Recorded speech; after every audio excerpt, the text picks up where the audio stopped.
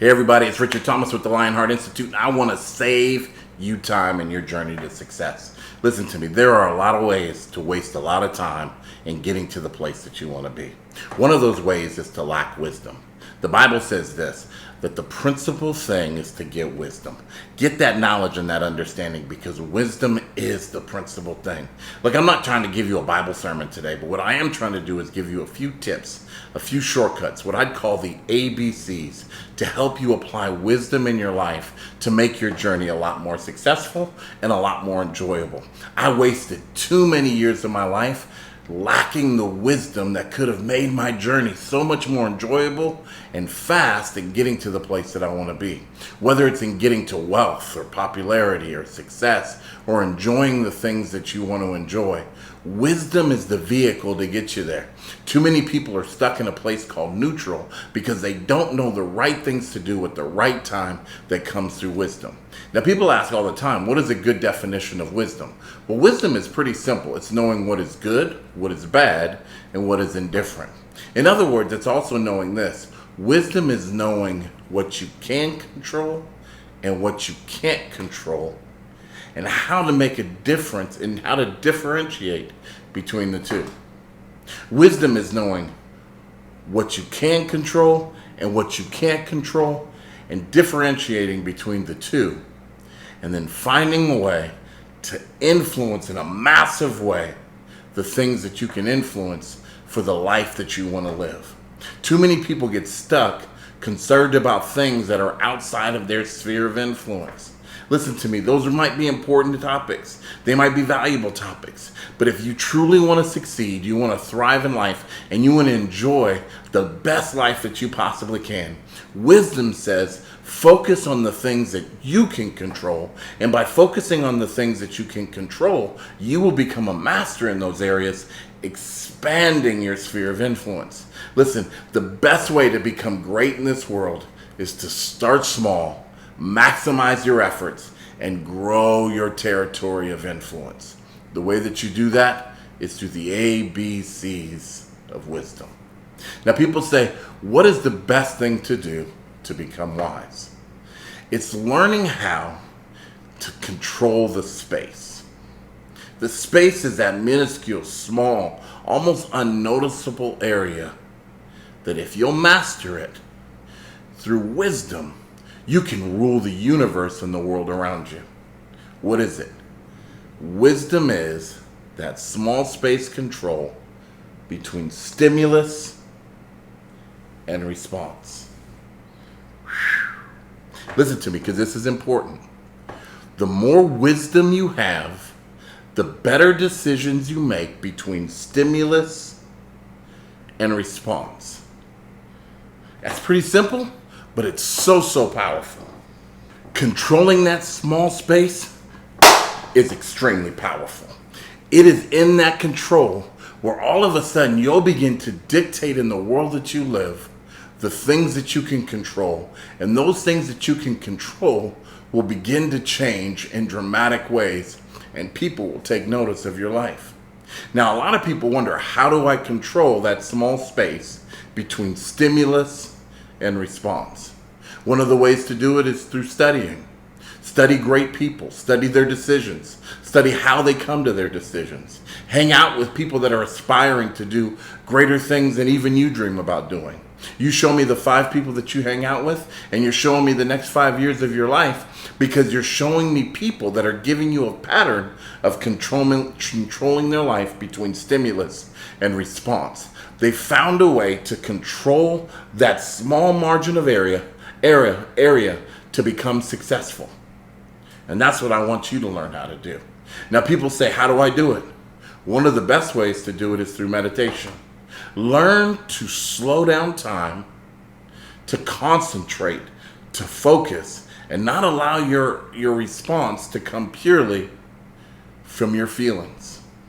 Learn how to pray. Develop a prayer life so that all of a sudden you don't begin to respond out of your own thoughts or your own imaginations or your own ideas, but all of a sudden you begin to connect your response to your higher power. Through prayer, you begin to connect with an outside source that's almost looking down on your situation, and it gives you a divine perspective of the right response for your situation. See, if you truly want to succeed, it's not just about the event or the stimulus or the trigger or the cue. It's about your controlling your response to determine the outcome. Listen, when you can control the outcome by controlling your response is when the magic in your life happens. And I call it magic because other people will simply not believe how quickly you'll begin to overcome obstacles, overcome challenges, overcome difficulties, overcome the place where you were born, your skin color, your economic situation. When all of a sudden you begin to understand that stimulus does not determine your life, the cue does not determine your life, but your response determines your life, that is when you are empowered to overcome obstacles that very few people in our world are willing to overcome or able to overcome, because they are so controlled by the stimulus that their response never matures. Maturing the response time in your life and the way that you respond is what shocks the nations. It's what matures your gift. And there's this saying that I love: your gift will bring you before great men, before great women. Not just simpletons, but before greatness. But you got to mature your gift through the ability to respond to stimulus with the right response to get the outcome that you really desire. So we've talked about meditation, setting a place in your life where you begin to think yourself clear, where you begin to drain your mind of all other outcomes and decisions and thoughts, and you meditate on an idea or a moment until you see it so clearly that you have the response that you so desire. Prayer is another way to do it, and we talked about that. Journaling is one of my favorite ways to go from stimulus to response. The reason why is because a short pencil is better than a long memory. What do I mean by that? It's better to rewrite the response that you desire out of your life than try to just commit it to memory. Write it out, make it plain, so that you can clearly begin to see how you want to respond in wisdom to the stimulus that comes in your life. Don't allow your work situation to bully you or determine your response, but you determine your response by scripting out the way that you want your emotions to come across, the way that you feel, and the things that you think. Allow your journaling to begin to become a roadmap to begin to reveal to others who you are deep down on the inside. So we've talked about meditation. We've talked about prayer. We've talked about journaling. Developing discipline in your life is another way to control the small little space between stimulus and response. Listen, the people that are closest to you in your life, they're going to figure out what we call your triggers. The people that I love most in my life, they not only know my triggers, but they know my full combination. And you'll find out that there's people that are dear to you that can get under your skin like no one else on this planet. They can dial into your emotions, and they can dial into your feelings, and they can dial into your experiences. And before you know it, you're triggered in such a way that their stimulus doesn't lead to the response that you desire, but responses of pure emotion, anger, excitement, lust, desire. See, the right person in the right situation can lead you to the wrong outcomes if they simply know your combination. But by learning to meditate, learning to pray, learning to journal out new responses, you don't give that personal power away that you used to give away because you've developed wisdom in your life. Wisdom is the fuel behind the engine called your life. Now you have dreams, you have aspirations, you have things that you want to accomplish in your life. You want to advance in your work career, you want to advance in your sports career, you want to advance academically, you want to move forward into places of extreme success. And you deserve it. As a matter of fact, the moment you began to breathe oxygen on planet Earth, you deserved, through divine intervention in your life, the opportunity to fulfill your dreams and to do great things on this planet. And no amount of racism or hate or schisms in your life or sexism can stop you from reaching your dreams if you'll learn how to apply wisdom to such a level that nothing distracts you from the outcome that you desire. It's that power inside of you, that dunamis that begins to rise up inside of you that gives you courage and boldness and knowing what to do and how to do it when the time is right. So few people know how to do the right thing at the right time all the time because they don't spend the time ahead of time preparing for their moment. Preparation is everything if you want to be successful. So I want to encourage you to grab wisdom from wherever you can, studying it from the lives of people, studying it from books, studying it from class, studying it from great salespeople, studying it from great leaders. Learn the wisdom, journal it, pray about it, meditate on it, and let's begin to apply these ABCs, these simple steps, to your life so you can become extreme success and people can begin to follow your wisdom and apply it to their life. So here's the ABC of wisdom.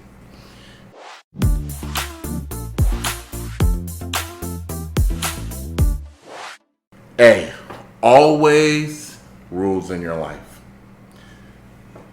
Have some always rules in your life. What am I saying? Have some always rules in your life. Don't compromise. Don't settle. Don't say this one time, I won't live by this rule. Don't lie, don't steal, don't cheat, if those are your rules. But set some always rules for your life. That's wisdom. One of my always rules is to lead with integrity and skillfulness. Integrity to me is one of the most important things that a person can have. It's consistency. It's not just perfection, but it's consistency all the way through and through. So that when someone sees you, they know what they're going to get every single time. And then I've also committed myself to skillfulness, developing, maturing in any area that I choose to develop and mature and say that's an area that I focus on in my life. So have some always rules in your life. One of the always rules that I developed was a 4-rule principle that's very simple. It comes from my football days and when I was a young athlete playing football and had to make a decision between running back and safety and linebacker and so forth, and I chose running back because I love to have the ball in my hand. So as a running back, I decided to develop some rules that I felt if I consistently apply these rules, I'll become more and more successful in my running back career. And I think I caught them from some coach, and I began to diligently apply them to my life. Rule number 1 for my life was this: never let one person ever tackle me by themselves.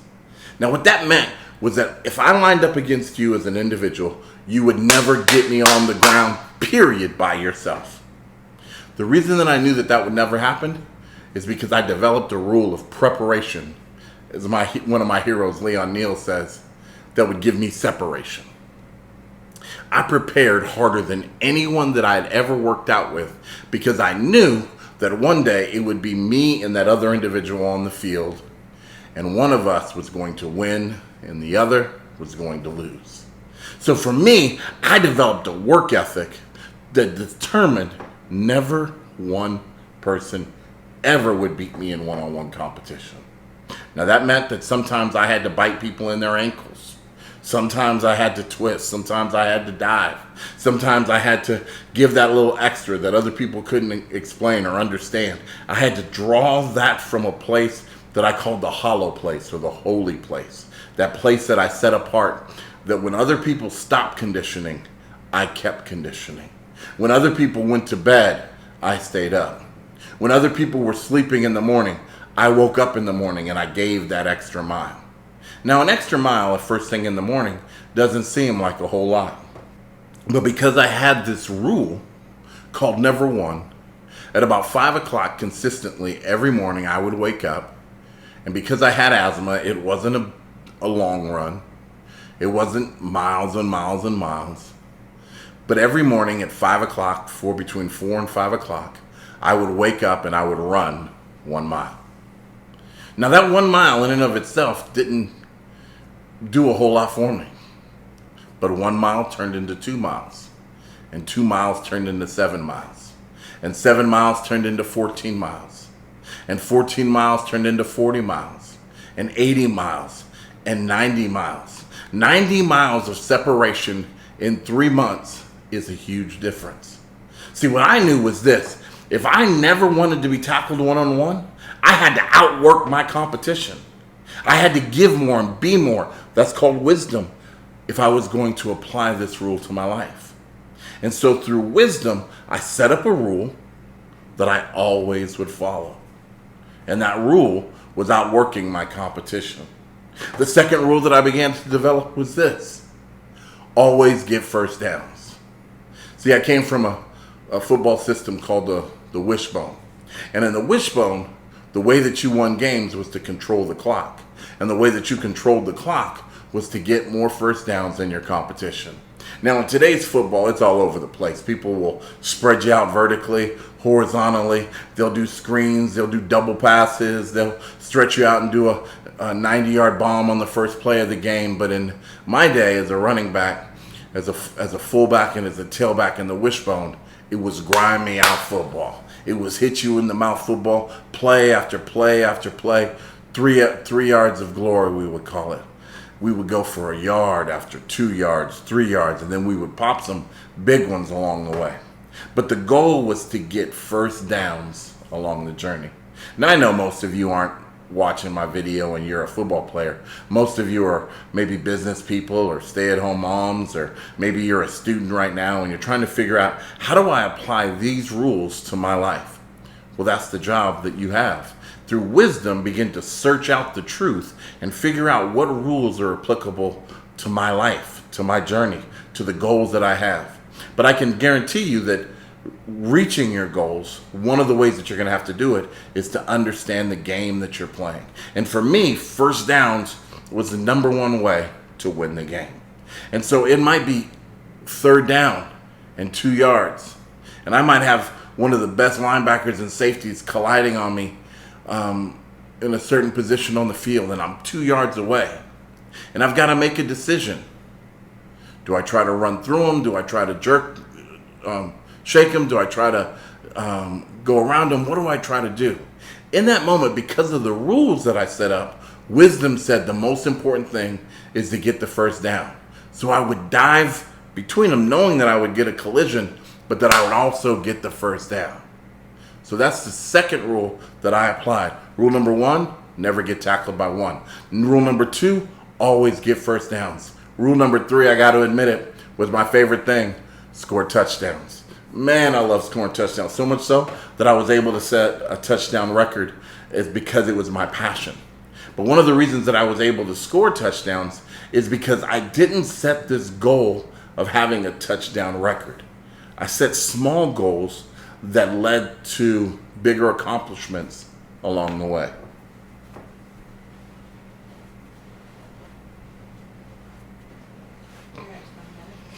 What? Damn.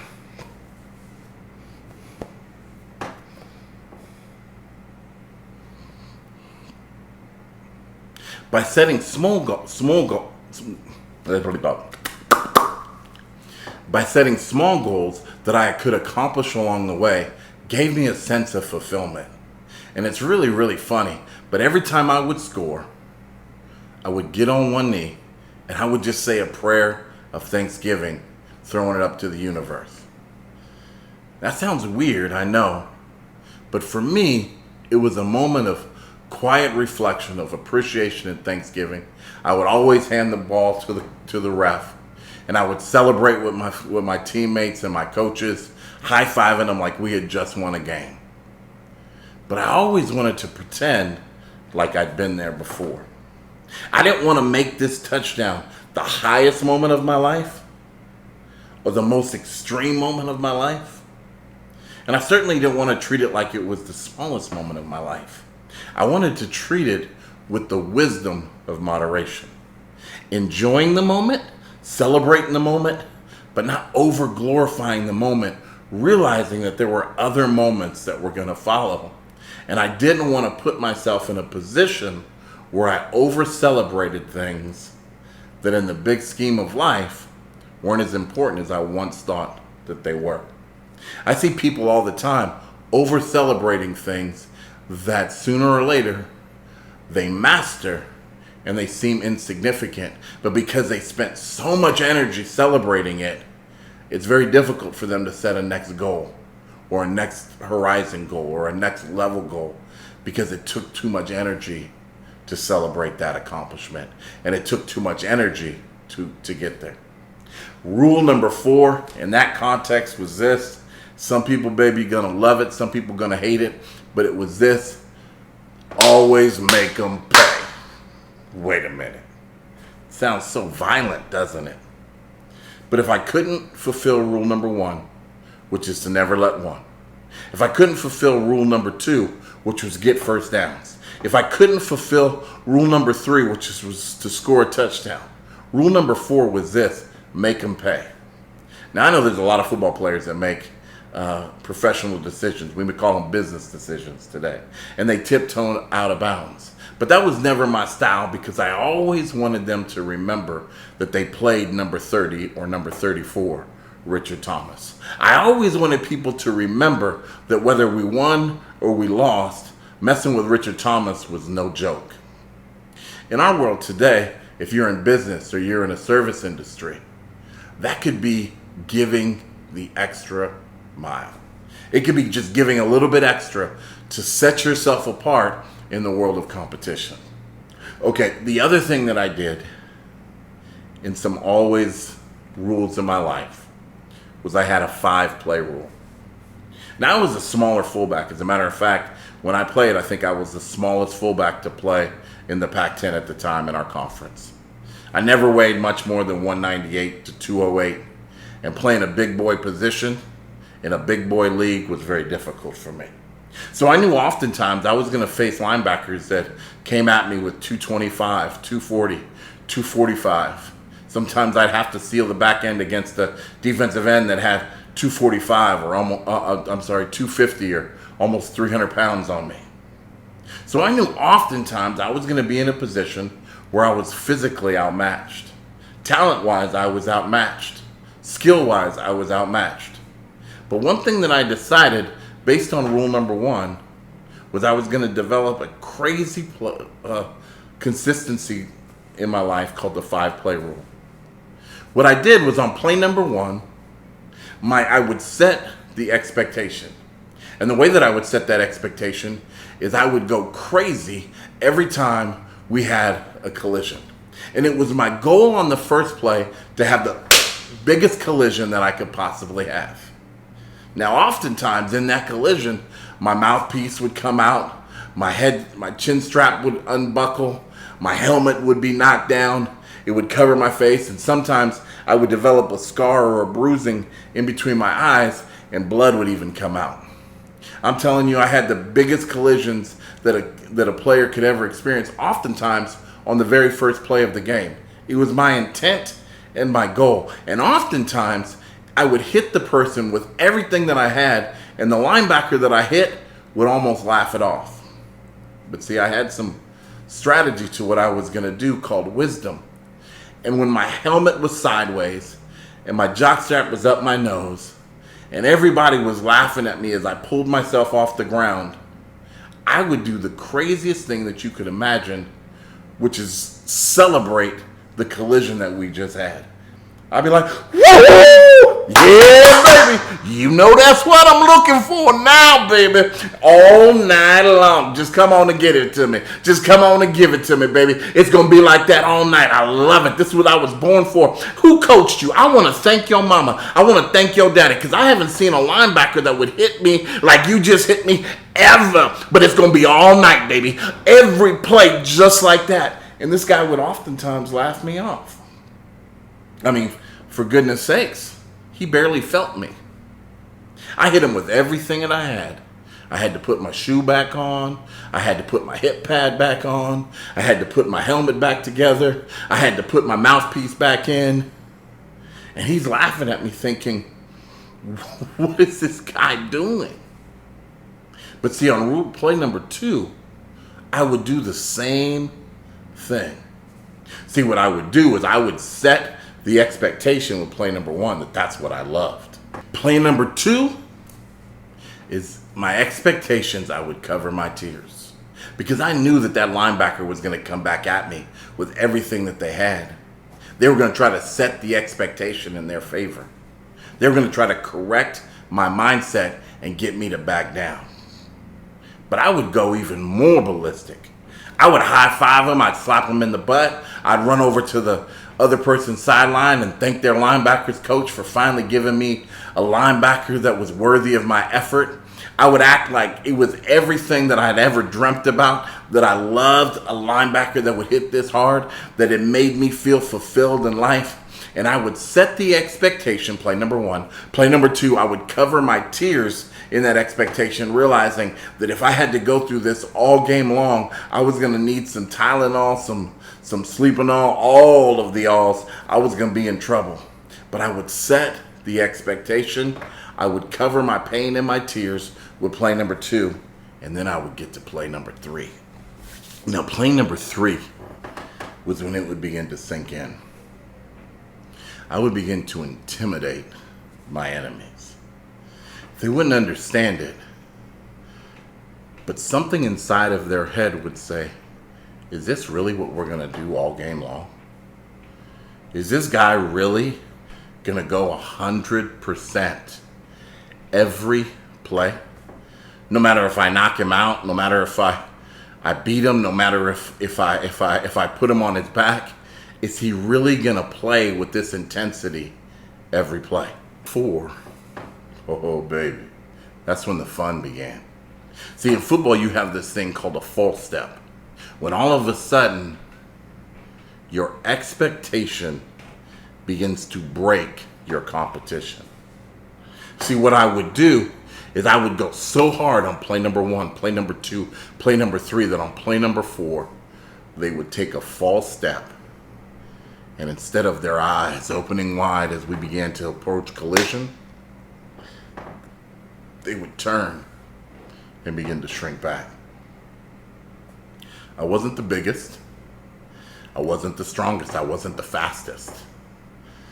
But I did have some wisdom that I applied to the game, setting the expectations.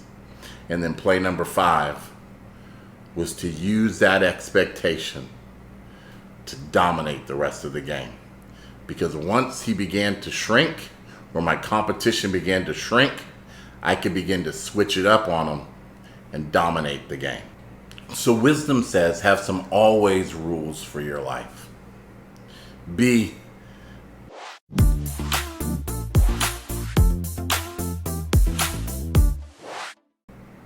is beautiful. It's take time to enjoy the beautiful in your life. Listen, this place that we live called planet Earth can be an ugly place with ugly tragedies and heartbreak all around us.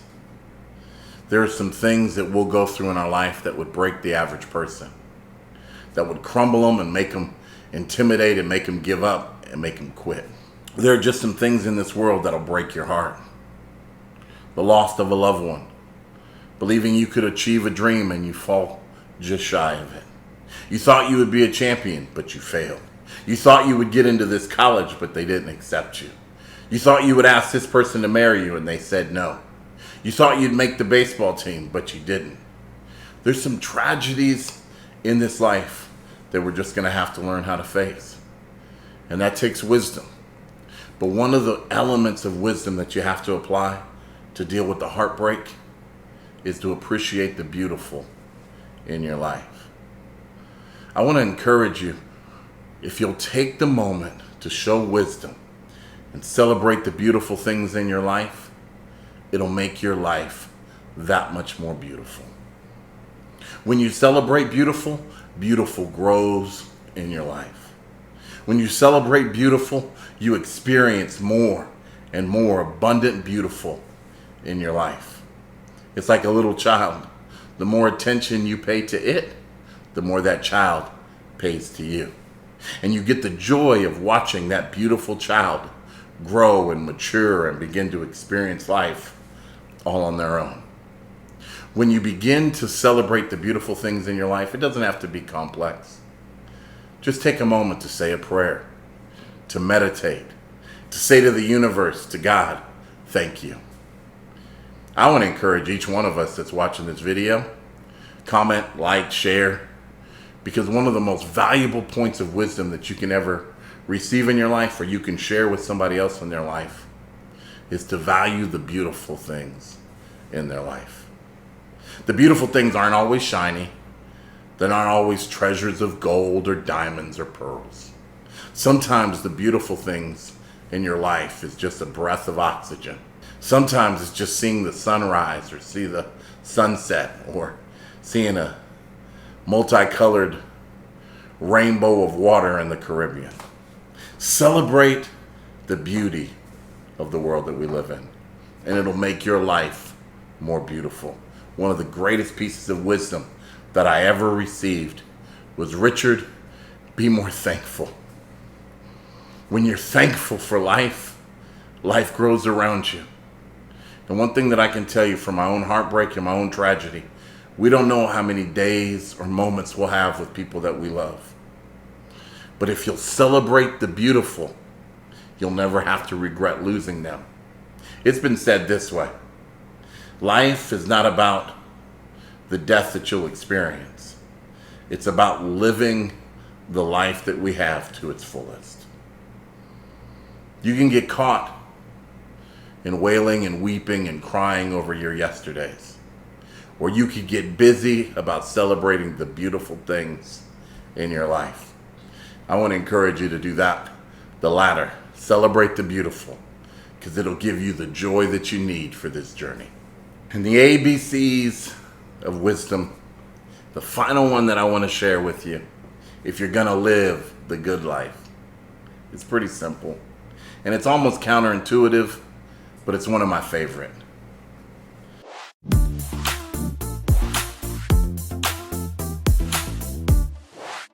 Never allow yourself to get so civilized you forget where you've come from or where you're destined to go. One of my favorite quotes is this: because every once in a while, the lion has to show the jackals who he is. Listen, I don't want you to take your life too serious. And I know that in living the good life, we have two natures: that brutal, uncivilized brute, and that intellectual capacity to grow in our wisdom. But I never want you to take yourself so serious that you forget how to eat chicken with your hands. What do I mean by that? Enjoy the moments. Realize that life is not always supposed to be easy, and it's not always supposed to be delicate. Sometimes you have to let that inner rage out that's inside of you so that you can gain peace. They say this: there is no peace without war.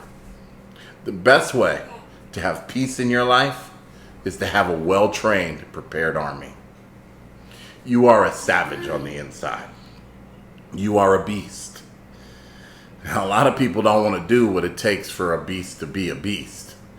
But if you're going to enjoy your life to the fullest, you need to carve away moments when you don't have to be civilized, where you can let your emotions out in their pure, raw form.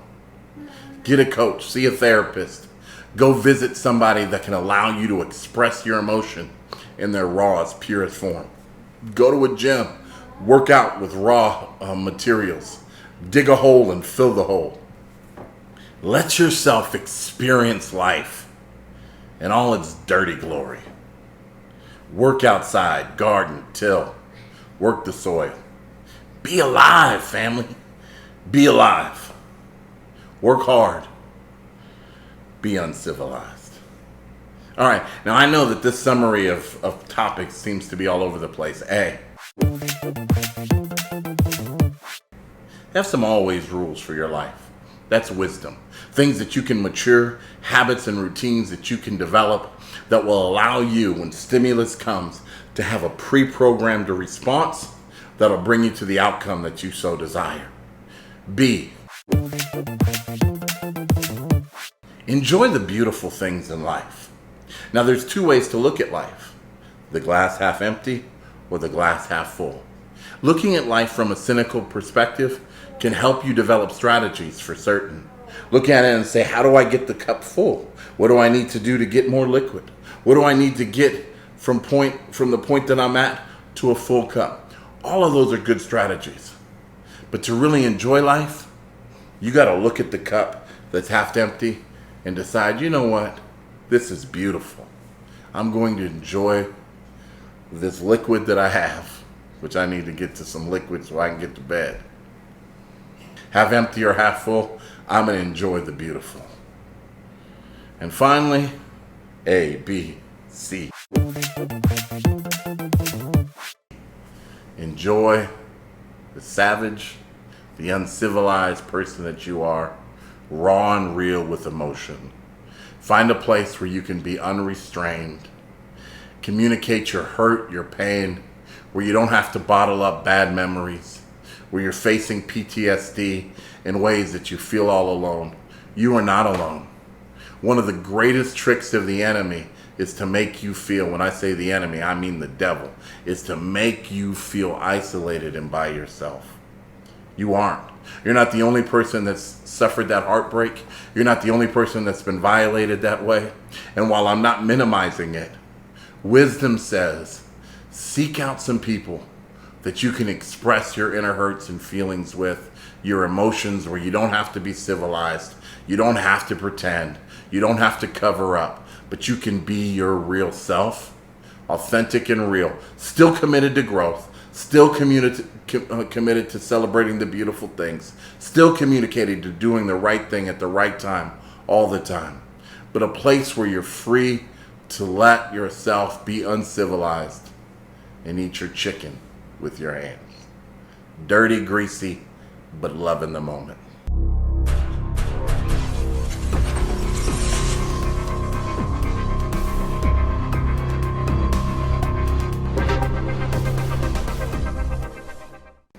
Hey, this is Richard Thomas with the Lionheart Institute. I hope that you've enjoyed these small little nuggets of wisdom. I hope that you'll be able to apply them to your life. I hope you'll be able to share them with friends and loved ones, maybe people that you work with. I also appreciate your subscription. If you'll become one of our... Hey, this is Richard Thomas with the Lionheart Institute. I hope that you've enjoyed these small little nuggets of wisdom. I hope that you'll be able to apply them to your life. I hope you'll be able to share them with friends and loved ones, maybe people that you work with. I also appreciate your subscription. If you'll become one of our subscribers, it would mean the world to me. So please, smash that like button, click that subscribe button, do whatever the great ones say to do, and become a part of the Lionheart Institute. We love you, we appreciate you, and we hope these wisdom steps will become valuable to your success.